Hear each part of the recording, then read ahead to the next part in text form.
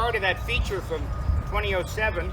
And this one deals with the trailing arm, the back arm, I used to call it. Now I kind of call it the trailing arm, Yeah. but where to put it, how to set it to properly swing back into the golf ball. And I like to talk to you about the top of backswing position as a second setup or a delivery position. The most important thing about your backswing is that you're in a position where you could deliver the club properly. And I think if you hold up your football there and I hold up my baseball, you'll see that if you're going to throw it, you put it in a specific position to be able to then release and throw. And golfers just get carried away. Tell me the two things they do the most. Yeah, what do you see on the tee? So I think there's two main problems. I think problem number one is that people will either lift their arm too much or separate their arm from their body and allow the elbow to get too far behind their bodies. Or in reaction to that, they try to pin their elbow too close to their ribs in an effort to fix the fact that their arm looks awkward in this position, and that causes a litany of problems as well. So essentially, they either keep it too close to them or they let it drift too far away from them. Too much. Yeah. Exaggerating and a little misunderstanding. There's a lot to chew on there, so let's talk about it. So as a person swings the club up, you know, one of the big flaws is that chicken wing or that lifting where the elbows separate and we try to get really high and vertical, thinking it's a bigger, stronger swing. And that, of course, is troubling. If you look at where you are to throw that football, get ready again, have that elbow down, that nice L position. So when you swing to the top in golf, you want that arm in an L position. You don't want it separating and spreading and lifting. And I would say the same thing from this angle too. You want your shoulder to be in a nice, almost 90-degree angle. You don't want your joint of your shoulder to open up and allow that arm to drift behind your body, because then it's going to be very difficult to have your arm catch up to you. Your club stays in front of you, right? So we always say that if you watch me swing, my elbows are pretty close. And as I swing up here, my elbows are still together.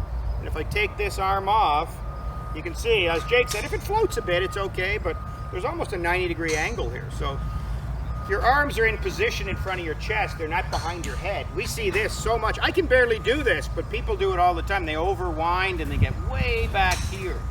And if you just think of trying to throw a ball from this position, it's a little silly, actually. It doesn't feel very athletic, does it? No, you can't even do it enough. I mean, I'm the same. I mean, the positions you see people get the golf clubs in, exaggerating, looking for power, right? So keep it cleaner and simpler.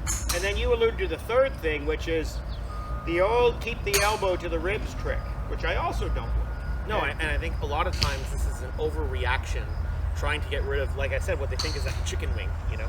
They take their elbow and they kick it way down and they put it to their ribs, which, like we say, causes a lot of problems. Two of the main ones being that when you keep your elbow down and you turn, it totally messes up my coil. It messes up my wind. I don't even know how I would throw a ball from here. I think very far. Jake, the slicers too feel like, well, if it slices out here, I'm just going to glue everything in here.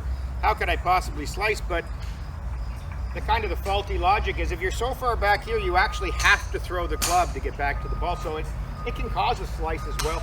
But it also narrows the arc. Look how small my little circle is as opposed to swinging my club. Well, you just said throwing it, right? If I put it here, I'm probably not going to be able to throw very far. So here's the aha moment, everybody. If your elbow is up too much, what's the opposite of up? The opposite of up is down. The opposite of up is not in. So tucking your elbow in to avoid a chicken wing, really it doesn't even correlate. All right, so here's a drill to help you. My favorite term, and I didn't use it back in 2007, it's from Byron Nelson, saying that trailing arm should float and then fold into an L.